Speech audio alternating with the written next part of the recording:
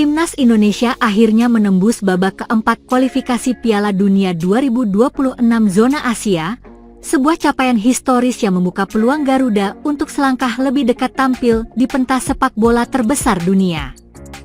Kemenangan tipis 1-0 atas Cina di Stadion Utama Gelora Bung Karno, SUGBK, Kamis, 5 Juni 2025, menjadi kunci pencapaian penting ini.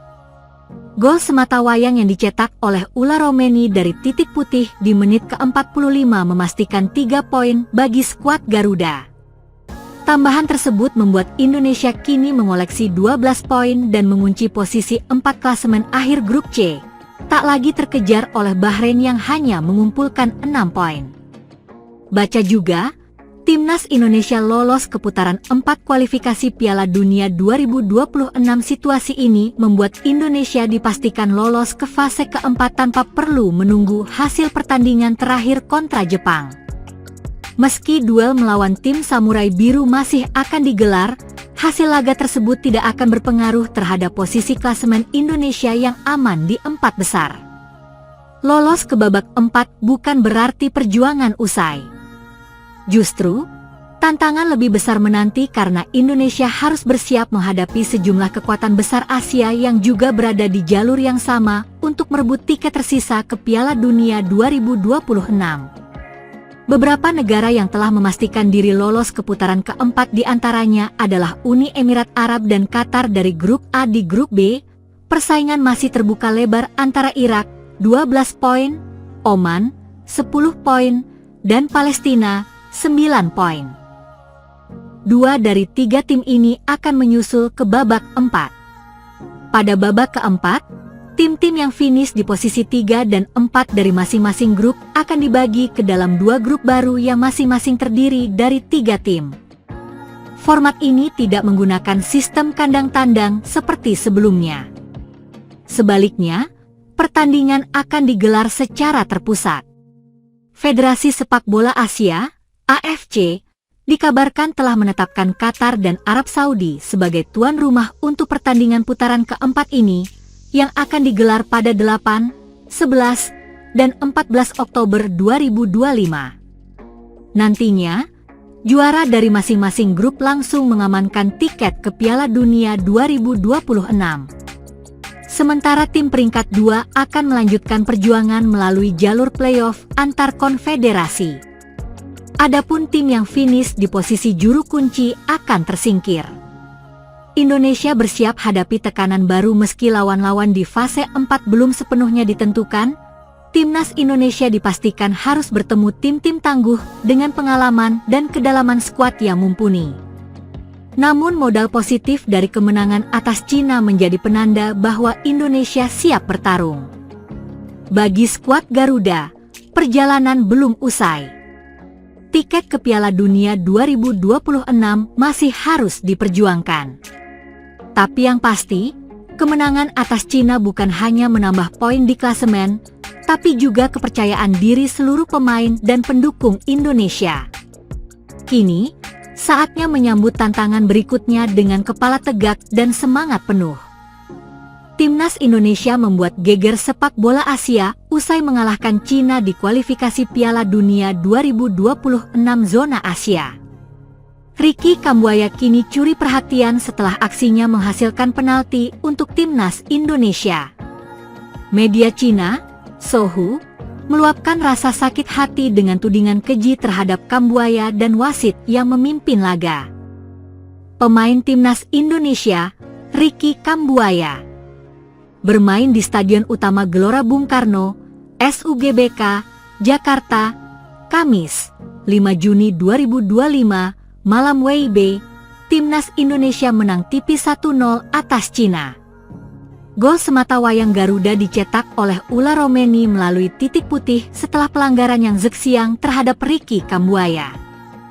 Kemenangan penting ini memastikan langkah skuad Garuda ke putaran keempat kualifikasi Piala Dunia 2026. Namun, euforia ini tak dirasakan oleh publik sepak bola Cina. Media besar Sohu menuding keras bahwa Indonesia menang bukan karena permainan bersih, tetapi karena tipuan Kambuaya. Tendangan penalti itu memecah kebuntuan dan Indonesia unggul. Namun, banyak pula supporter meyakini tendangan penalti didapat dari situasi 50-50 dan disebabkan oleh keberpihakan wasit. Timnas Cina memang dikelabui hingga mendapatkan tendangan penalti.